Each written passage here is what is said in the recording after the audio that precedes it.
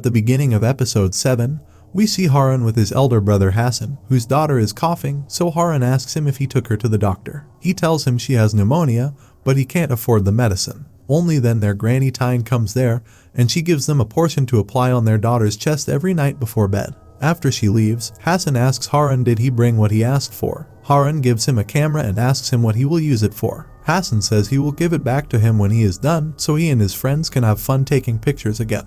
Back to the present, we see Harun with 𝐸𝐃 and 𝐸𝐷, where 𝐸𝐷 begins coughing, and Harun asks him did he go to the doctor, to which 𝐸𝐷 says yes. Harun then goes to wash his hands, and we see him stealing a necklace from there. He then tells 𝐸𝐷 that he is going home and leaves there. Now when he comes to his home, we see that he is indulged in black magic. He performs a ritual using that necklace and 𝐸𝐷's photo, and there he also has a family picture of Wulan. The next day, after Astuti's funeral, Wisnu says they can't just do nothing and they have to find Harun. Wulan says he is getting obsessed with his own delusions about Harun, to which he says it's obvious that he did all of this. Wulan asks him if he has proof, and tell him to stop using drugs. Wisnu gets up and tells her that he sees now that mom died not because of Harun, but because of her, and Wulan slaps him for this. Meanwhile, 𝐸𝐷 asks 𝐸𝐃 if she saw his necklace, to which she says no, and that her ride is here so she is off to work. Back in the past, Hassan gives Harun his prayer beads necklace and tells him that every time he uses this, he wants him to remember to study hard so he can be the first person in the family to become a cleric.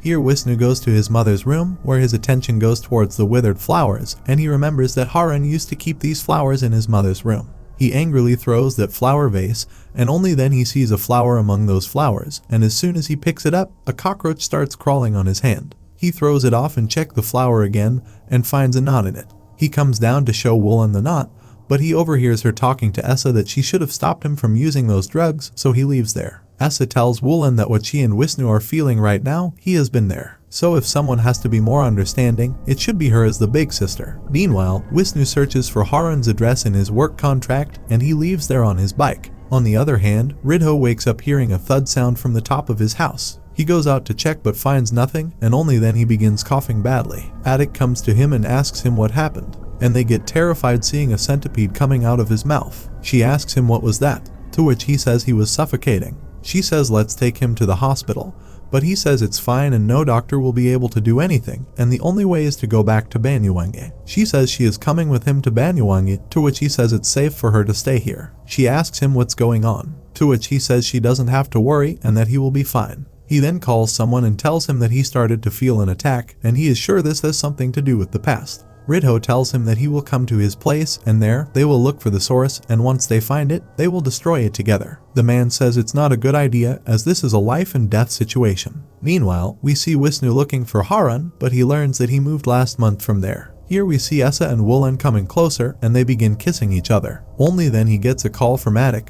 who tells him that today her dad was coughing and blood came out, and a centipede also came out of his mouth. She is worried that her dad has something to do with all this. On the other hand, Wisnu hears two guys talking about Harun, and he tells them that his aunt has been looking for a gardener. He tried calling him, but he didn't answer. One of them tells him that they know him and gives him his new address. We then see Harun with a girl in his room, and they begin getting intimate. Wisnu follows him to his house, but seeing all this, he leaves from there. The next day, Liliana visits Wulan, and she tells her that from her father's staff, she came to know that he was a victim of black magic. She shows her a photo and tells her that her family also suffered from black magic cast by her father's former business partner. On the nights the curse came to them, they heard loud thuds coming from the roof, and not long after that, they started having stomach aches and vomiting, and her father threw up nails. Her father died, but she and her mother survived. She asks her to act fast as every second counts, and for that, she has to believe. Wulan says her common sense refused to believe, but after everything that happened, she believes it now. Liliana tells her that the only way to survive is to make sure whoever is holding a grudge against her family lets go of their grudge. Later, Wulan goes to Wisnu's room, but finds that he is not there. She calls him and asks him where he is, to which he says he found where Harun leaves, and he will find evidence that he was the culprit behind all of this. Now after disconnecting the call, he goes to confront Harun but finds the door locked. Only then his attention goes towards a room and finds Harun performing some black magic there. He takes out his phone and records him doing the ritual, and then he sends it to Wulan. Meanwhile, 𝐸𝐷 is preparing to go to Banyuwangi, and he gives 𝐸𝐃 his friend's number to contact if he is unreachable. She tells him either let her walk him to the bus stop or she is going to Banyuwangi with him. On the other hand, Wulan and Essa set out to Wisnu's current location, and she also shows that video to him. We then see Harun saying that one by one they all will die, and suddenly Ridho begins choking and we see a strangulation mark appearing on his neck. 𝐀𝐃𝐒 seeks help from an electrician working nearby, and here Wisnu manages to break into Harun's house. Ridho throws that man away and tells 𝐀𝐃𝐒 that something is choking him, and he pushes 𝐀𝐃𝐒 away, causing her to touch a live wire and she faints. Here Wisnu tries to attack Harun, but he turns and hits him back, and then he overpowers him. He knocks him down and goes to continue his ritual, but Wisnu gets up and stabs him with the knife. Now while Wisnu is leaving there, Harun stabs him in his leg, but Wisnu manages to get on the road. Harun tries to kill him, but then some locals come there and Harun runs away, and then Essa and Wulin also reach there. The scene then shifts to 1998, where we see that Hassan and his family have been killed by ninjas because they assumed that he was a black magic shaman. Harun says his brother was a good man and begins fighting them, but the chief comes there to calm him down and brings him inside. He tells the chief that God doesn't exist, because if he exists, his family would not have ended up like this. He angrily challenges God and to Hassan's murderers that he will avenge his death. We then see Wisnu in the hospital, who says they have to find Harun, to which Wulin asks him to calm down first and just rest for now. Essa then leaves there saying he will wait in the car, and after he leaves, Wulin apologizes to Wisnu for not believing him about Harun and he ended up like this. She tells him to rest now and she will take care of the rest. Essa and Wulin then sneak into Harun's house, where they get shocked to see Wulin's family photo there, and she says Wisnu was right. Essa then notices a voodoo doll there with Ridho photo and necklace on it, and he says they must find Harun and he is going to pay for all this. They then visit Ridho in the hospital and he asks him what does he want. Wulin says they need to talk and it's about his neighbor. Essa shows him his necklace and Ridho gets shocked to see it. They then show him that video, and Ridho asks them if isn't his name Manto. Wulin says when he was working for her, he said his name was Harun. Essa tells him that her brother Wisnu barged in and they got into a brawl, and Harun stabbed him and fled. Ridho says this is really his necklace, and he didn't expect that Harun could use it for black magic. Wulin asks him why Harun did this, and Essa says if they find out why, they can help each other. Only then 𝐀𝐃𝐒 calls him out, so he rushes in and tells her not to get up. Essa and Wulin then also come in, and Ridho tells them that he thinks it's time for them to leave. Later, they bring Wisnu home, and Asep apologizes to them and informs them about his resignation because he brought Harun here that everything turned into a mess. They say it's not his fault, and they understand his shame and regret, but he is the only family they have left. They ask him to stay with them and take care of them, to which he asks them if they still trust him, and they say yes. Back to Banyuwangi in 1998, we see that Bondin has hired some thugs and Ridho is also one of them. He tells them to intimidate Hassan, and they will have to wear all black and masks, so if someone sees them, they will think they are actual ninjas. He then gives them some money and tells them he will pay the rest when the job is done,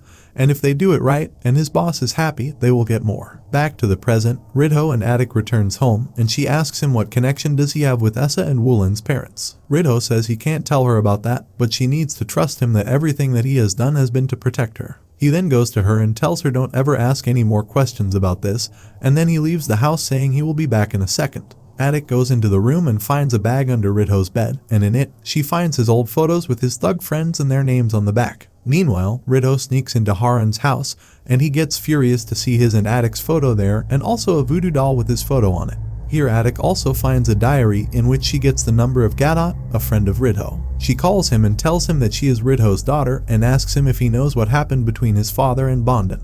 He asks her if her father is still alive, and tells her to be nice to him while he is still there. Later, Harun returns to his home to get his money, but Ridho confronts him and asks him if he is looking for this. He then begins hitting him and knocks him unconscious, and when he comes home to get a wire to tie him, 𝐀𝐃𝐒 notices that his hand is bleeding and asks him what happened. She brings him into the room to tend the wound, and Ridho gets shocked to see that all the stuff in his briefcase is scattered. 𝐀𝐃𝐒 says she kept thinking of what happened in these past few days, and she can't just sit around, so she was trying to find answers. She also tells him that she just called 𝐀𝐃𝐒, to which he asks her why she called him, and what she thinks she is doing. She asks him what's wrong with him, and that he is not the dad she knew. Ridho apologizes to her and tells her that all this time, he never worked for Bondin nor Ahmad. The money he has been getting was from blackmailing them. He can't tell her why, but she has to know that they both deserved it. Meanwhile, Essa tells Wisnu about Ridho. Wulin says that all this time, Harun was his neighbor and he told his name is Manto. Wisnu says he thinks that the people in the video are all connected and Harun holds a grudge against all of them.